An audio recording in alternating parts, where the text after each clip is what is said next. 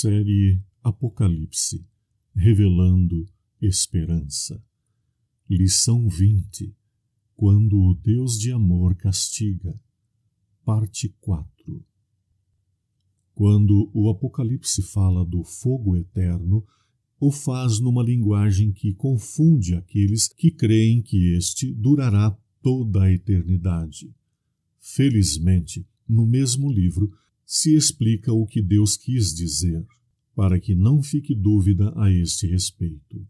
Deus não está dizendo que, por 80 anos de pecado, alguém terá de arder milhões e milhões de anos na eternidade sem fim, pois quando o Senhor vier, dará a cada um segundo as suas obras. Apocalipse 22:12. O sentido é que desse fogo não se poderá escapar, porque é um fogo de consequências eternas. Ouça uma explicação sobre isto em Isaías 47:14. Eis que serão como a pragana, o fogo os queimará, não poderão salvar a sua vida do poder das chamas, não haverá brasas para se aquentar, nem fogo para se assentar junto dele. Percebamos aqui o profeta indicando o fato de que não escaparão do fogo aqueles que persistirem no pecado. As consequências deste juízo são eternas e irreversíveis. A Bíblia Sagrada mostra antecedentes para ajudar-nos a entender bem este assunto. Por exemplo, Pedro diz que o castigo de Deus sobre Sodoma e Gomorra é posto como exemplo a quantos venham a viver impiamente. 2 Pedro 2:6. Judas, verso 7, diz especificamente que Sodoma e Gomorra e as cidades circunvizinhas são postas para exemplo do fogo eterno, sofrendo punição. O próprio Pedro diz que foram reduzidas a cinzas. Não continuam ardendo até hoje, o que mostra que esse castigo ilustrativo não é eterno em duração, mas é eterno em consequências. Eles não sobreviveram ao fogo, o qual foi irreversível em suas consequências. Em Apocalipse 21:8 e em Malaquias 4:1 e 3, podemos encontrar o que os adeptos do pecado experimentarão no lago de fogo. Ouça: a parte que lhes cabe será no lago que arde com fogo e enxofre, a saber, a segunda morte. Em Malaquias, de sorte que não lhes deixará nem raiz, nem ramo, se farão como cinza debaixo da planta dos vossos pés.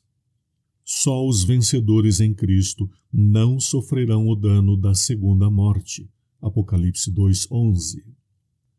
A diferença entre a primeira morte e a segunda é que da segunda não há ressurreição, é morte eterna, como diz Ezequiel 28:19, sobre o altivo rei de Tiro, figura de Satanás, que também será lançado no lago de fogo. Jamais subsistirás, ou seja, jamais continuarás existindo. Neste dia se cumprirá de forma irreversível a penalidade do pecado, que é a morte. Romanos 6:23. A Bíblia diz: a alma que pecar, essa morrerá. Ezequiel 18:4. Ora, a morte é o fim da vida. A morte implica na interrupção da existência. Podemos encontrar também em Mateus 5:30 e 10:28 que partes do ser humano serão lançadas no lago de fogo. Temei antes aquele que pode fazer morrer no inferno tanto a alma como o corpo. Podemos ver aqui em Mateus que realmente o efeito do fogo será completo, pleno, deixando de existir tudo naquele ser ali lançado, tanto o seu corpo como a alma que nele havia, significando a alma como o ser vivente. Falando da besta e o falso profeta, a Bíblia diz que serão lançados vivos no lago de fogo. Apocalipse 19:20. No estudo 12, vimos o que ocorre quando uma pessoa morre, e no estudo 7, descobrimos que os adeptos do pecado ressuscitarão depois do milênio, quando receberão a condenação eterna. Portanto, é lógico que sejam lançados com o corpo no fogo eterno. Vejamos agora em Apocalipse 20, verso 9, 20, versos 12 a 14, e em Ezequiel 28, 19, em que os adeptos do pecado e Satanás e seus anjos se tornarão após tiverem ardido no lago de fogo e enxofre, de acordo com as suas obras. Desceu, porém, fogo do céu e os consumiu, ou os devorou. Ora, algo que é consumido deixou de existir. Então a morte e o inferno, que significa sepulcro, foram lançados para dentro do lago de fogo. Esta é a segunda morte. E o profeta Ezequiel enfatiza: e jamais serão eternamente.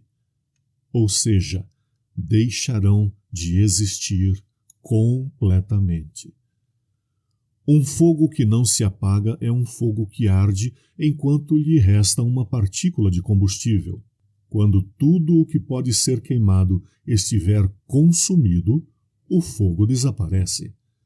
Isto é o que diz Malaquias 4, 1 a 3, onde é dito que os ímpios arderão como restolho, que não ficaria deles nem raiz e nem ramo, e que serão reduzidos a cinzas.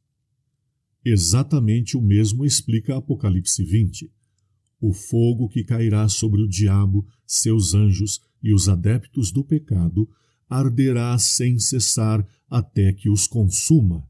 Verso 9. Ou seja, até terminar com eles. Por isso se diz que esta é a segunda morte. Terminado o combustível, terminará o fogo. Por isso esse fogo será de consequências eternas, irreversíveis. Será a segunda morte. Concluindo esta lição, vejamos o que haverá depois desta destruição definitiva e de consequências eternas.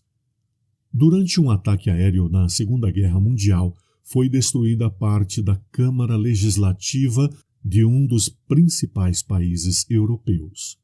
Receava-se a perda dos planos originais e que assim não se poderia restaurar perfeitamente esse monumento histórico. Contudo, meio século antes, o sócio principal da empresa de arquitetos que construiu o Palácio Legislativo deu os planos a um jovem membro do diretório. Este os guardou cuidadosamente durante 50 anos, e ao ouvir que se necessitava deles, ofereceu-os, e isto permitiu reconstruir o edifício exatamente como no plano original. O mesmo ocorrerá com a terra quando Satanás, o pecado e seus adeptos forem destruídos ao final do milênio. O Senhor executará o plano original, colocando o seu povo fiel no Éden restaurado. Em Apocalipse 21, 3 a 5, temos uma das mais maravilhosas promessas de Deus para mim e para você. E lhes enxugará dos olhos toda lágrima, e a morte já não existirá, já não haverá nem pranto, nem dor, porque as primeiras coisas são passadas. Sim, prezados, concluindo este estudo, que a vossa decisão seja: havendo eu descoberto o amor, a misericórdia e a justiça de Deus, desejo colocar minha vida em harmonia com as orientações que nos dá em sua palavra, a fim de ser cidadão de seu reino eterno. Quando um dia eu chegar já da senda ao fim, as sombras se espardecerão, e verei, pois, a luz do glorioso Deus, verei o seu dia então.